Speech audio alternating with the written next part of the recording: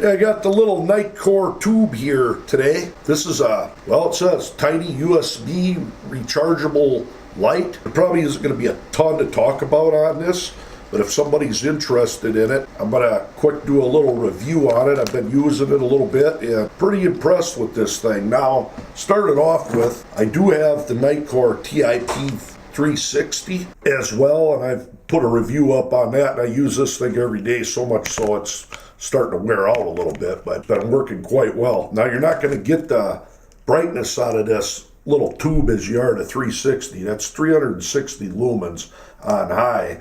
But one thing with this, you're talking, I do believe, roughly a third the price, if not a little bit less, and it is USB rechargeable. Basically pop that little rubber cap off. Make sure you got fingernails to do it. That thing's a little bit in there tight. Now, it should be fully charged, which it is. Showing blue is fully charged, so I'm just going to quick run through the modes on this thing, but I can't stress, I mean, even though it's plastic, it is built very rugged. Now, to start off with, you have a intermediate light where if you just hold down the switch, it will turn on to 45 lumens, and it's more than enough to get the job done, close quarters.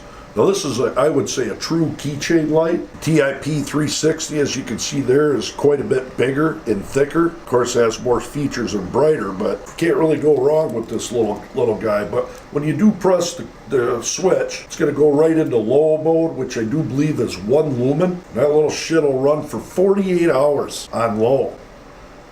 We'll do a little bit of night shine and maybe out by a car or something so you get a good idea.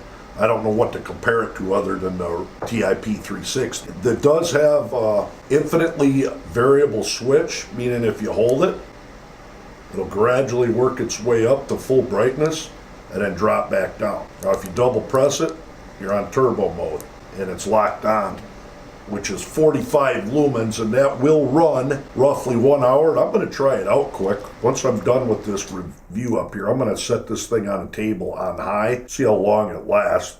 Probably won't quite be an hour because I've been using it a little bit, but I like that infinitely variable switch on it.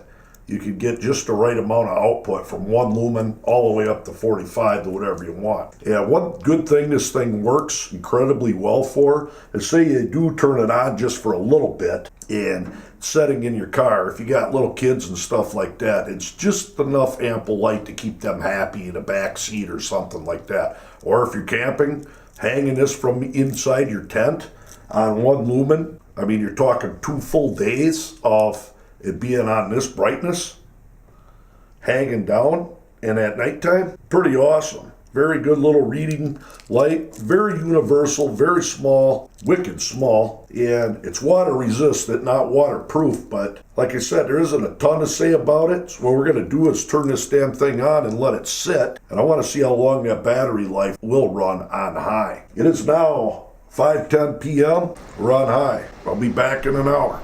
Well, I'm 10 minutes away from an hour, and the light is considerably dimmer. It is still on. I'm going to double click it. It's not pulling a full amount of 45 lumens, so not sure how long it was at 45 lumens, but still pretty good. Got a decent amount of light yet. Definitely more than, well, now look at the low mode. There's really nothing. But it does have real good long time. I would not say it's going to run 45 lumens for an hour. Maybe at least 40 minutes, which is quite awesome for this little keychain light. I'm going to plug it back in. We're going to charge it up, and then we'll compare how bright it is fully charged to what it was left at. Man, that thing's hard to get off there, that rubber cap.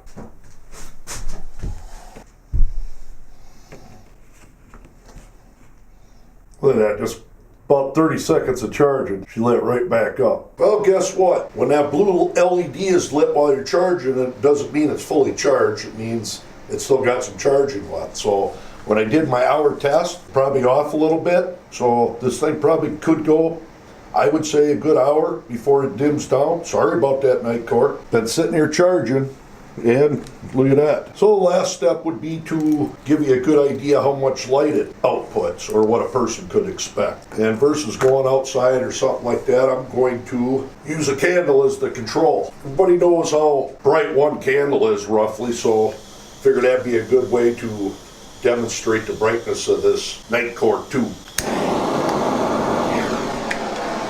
Get the light shut off here. There's the Nitecore on low.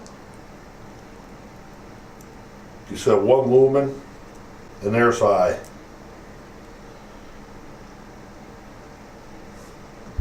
Quite a difference. There, look around my porch here. More than enough ample light. And as you seen there what I said, we're running over an hour or around an hour on 45. Again, there's low.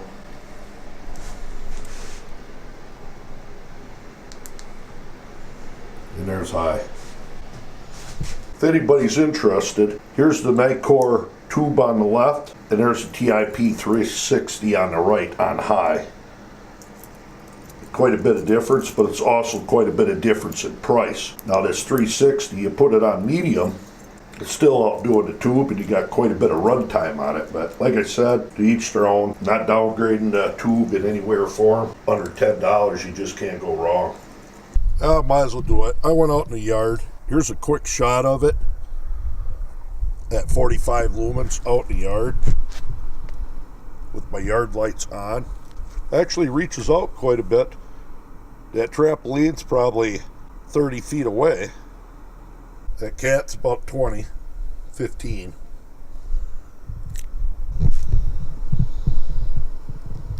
Right there are some 60-watt lights. Give you a good idea. There you go, the Nitecore Tube, nice little handy keychain light. Check that link out down below for this light on GearBest. If you were to buy from that link, you do help my channel out a little bit anyways. Not a lot, but it does help.